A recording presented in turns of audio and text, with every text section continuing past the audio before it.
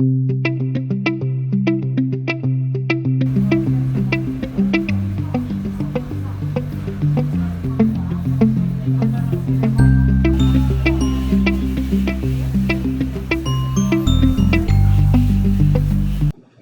welcome to the University of Maryland Dining Services Bake Shop. I'm Jeff Versil, Executive Pastry Chef. I'd like to introduce Lauren Lee, Pastry Chef and Production Manager for the Dining Services Bake Shop. Today we're going to demonstrate how to make ice cream. In particular, we're going to make something called Let's Store S'mores. The University of Maryland Dining Service has been making the University of Maryland ice cream since 2004, and we're very proud to continue this tradition.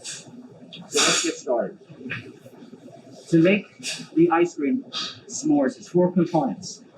We have a graham cracker, we have marshmallow, we have a vanilla and white chocolate base, and we have a chocolate fudge syrup. So what we're going to start with is making the actual ice cream base. The formula consists of 1 1/3 quarts of heavy cream, 1 1/2 pints of whole milk, 2 cups of granulated sugar, 1 1/2 cups of dry skim powdered milk, high quality white chocolate, 1/4 ounce of powdered gelatin, vanilla extract, and 1 single egg. This is going to make it a good tasting, good scooping premium ice cream by using these particular ingredients. So how we're going to start, we're going to put in the cream. By the way, our ice cream is 14% butterfat, which is a premium ice cream. We're going to try to approximate that at home by blending the milk and the cream together rather than just using all cream or all milk. Now the sugar. 2 things we need to do with the sugar. We're going to add the whole egg into a bowl. We're going to add some of the sugar. The sugar is going to protect the egg from scrambling because we're going to temper this into the mix later to help bind. We're going to put in the rest of the sugar at the bottom. And the idea is when you put the sugar in, do not stir it.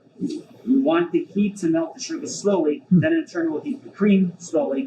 This way you don't scorch or break down the cream. You want to keep the fat as intact as possible. And while that's heating, we're going to bloom the gelatin. Now, blooming essentially means hydrate. The reason why we add gelatin is it attaches itself to free water. Free water is essentially unfrozen water in ice cream. And it's interesting to note that without free water, you couldn't scoop the ice cream. Very important to have it. With too much, you'll get ice crystals, and then you'll get something called a cold-eating ice cream, which makes your mouth feel extremely cold as it melts. So it's very important that we have a gelatin or some sort of a stabilizer in the mix. So we're going to let this bloom a little bit. We're going to heat it in a water bath. As that's blooming, we're going to take the egg and we're just going to beat up the egg a little bit. We're going to strain this later. As we're heating, now I'm going to sprinkle the powdered milk on top and just whisk that in just a little bit. The powdered milk is extremely important. What that does is it adds milk solids, which are not enough just using dairy alone. It adds protein, which gives an ice cream nutritionist base to it. And also it makes it a little chewy, which is a desirable trait in ice cream. Now, we do not want to boil this. You don't want to scald it. We're going to heat this very, very slowly until the sugar is dissolved, which is almost done right now. And what we're going to do, we're going to temper it. And what that means is we're going to put a little hot milk into the eggs to warm them and then add it back. Otherwise, it'll scramble. The white chocolate we have, we're going to add that towards the end to let it melt into the mix. We don't have to add that in the beginning. So now the gelatin is bloomed. You can see that. We're going to add just a little bit of creme de cacao, which will bring out the flavor of the white chocolate.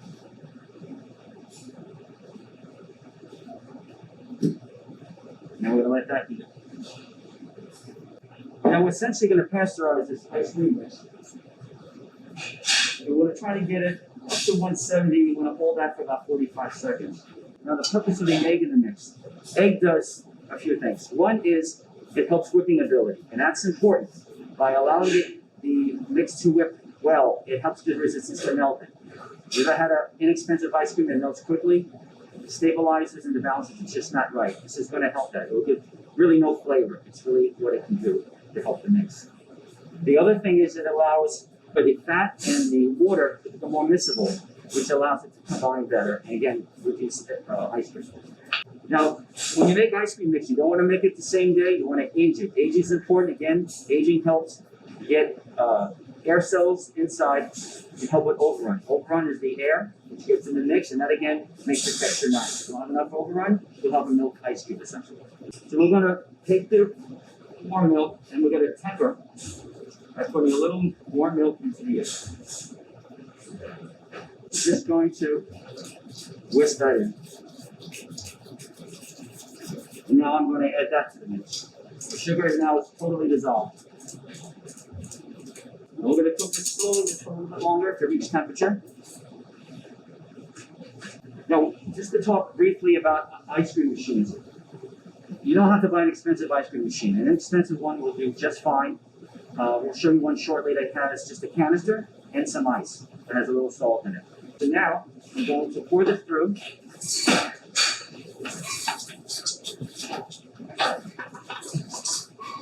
We're going to strain this through a chinois, which is a very fine strainer.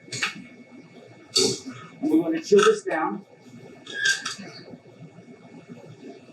until everything is cool, and then we will refrigerate it overnight. Now at this point, we're going to add the white chocolate chips. And we're just going to whisk this until it melts itself through. Vanilla, we're going to add at the end. The reason we add vanilla, you don't want to break down its flavor profile by adding when it's too hot. And we're just going to add just a little triple sec liqueur, orange-based flavor. And now we're going to add in the gelatin mix. And we're going to take this and we're going to chill it down. As that's chilling down, Ilana will show you how to make the chocolate syrup from the corn. Hi, I'm Nalali. Now I'm going to show you how to make the chocolate syrup for the ice cream.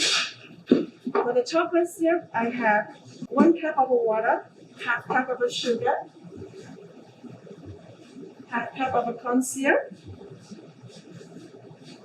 2/3 cup of cocoa powder, 1 teaspoon of vanilla, 1 tablespoon of triple sec liqueur.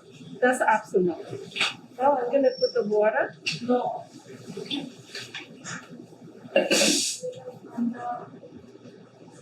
and the sugar.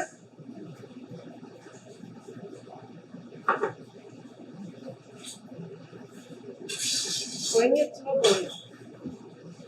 And I'm going to add my corn syrup into the sugar syrup. So you're boiling the water and the sugar and whisk that until the sugar is dissolved. You're going to add the cocoa powder and the salt. And reduce the head to the center. This is a better quality. It will scoop closer to the texture of ice cream than a syrup would. Syrup would not maintain the same thickness and viscosity as ice cream, or it's just a higher percentage of sugar. So when the mix is cooked, the cocoa is cooked, we're going to remove from the heat and add the vanilla and the liqueur.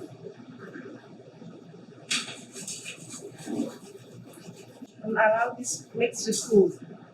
And we're going to refrigerate the mix overnight. If the next day the mix is so tight, then we can take up some heavy cream and add to the mixture. So the final mix for the syrup is to be thicker than the store-bought chocolate syrup. So now I'm going to make the graham cracker crumb.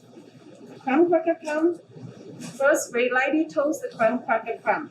This is already toast. So we cool it down. Then we're going to melt some sweet butter. You add the sweet butter in there, it gives the ice cream the buttery flavor.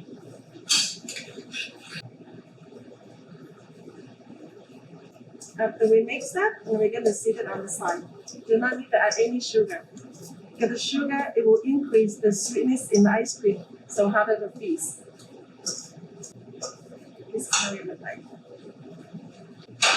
I was mentioning before about ice cream machines.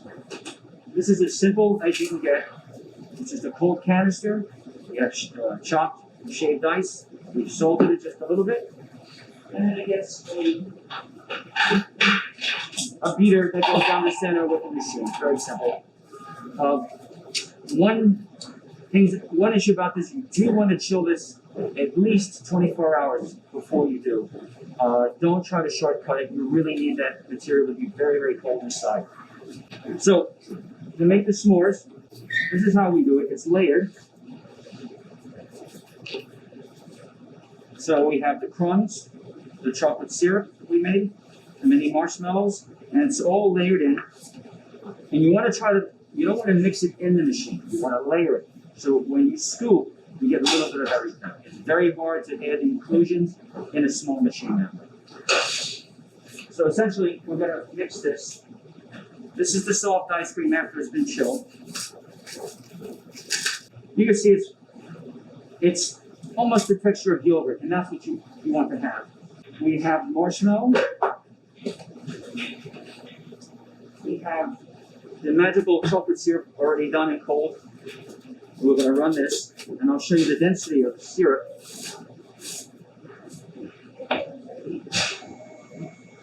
And it's a nice consistency, and it's going to mix out well. It's best to use a metal container. We're only using this for visual purposes. Ice cream, we're going to lay just a layer. And then we're going to add some of the syrup.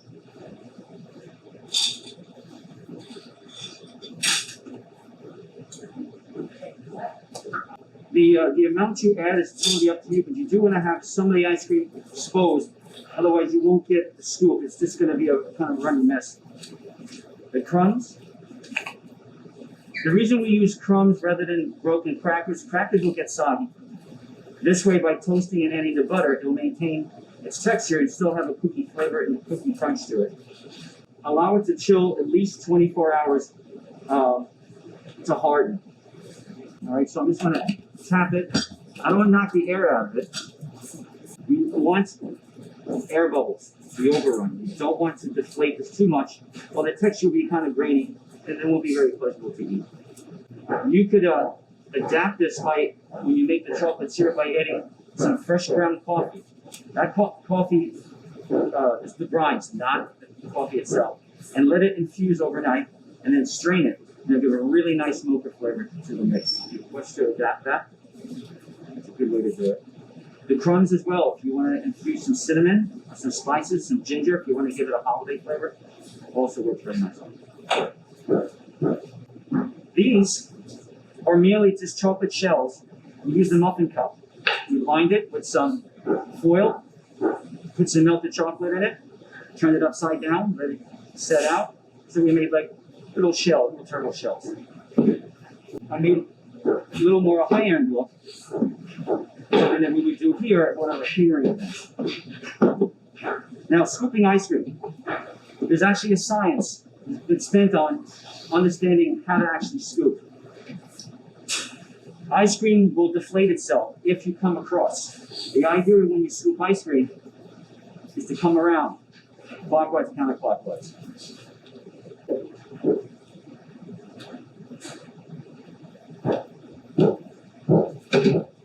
Make some easy garnishes you can do at home. This is just chocolate lattice. It's just a little melted chocolate and it's swirled through it. And we're going to take this piece, spatula, lay it on the top. Take some sauce. This is a berry sauce, very easy to make. We're just going to put some dots.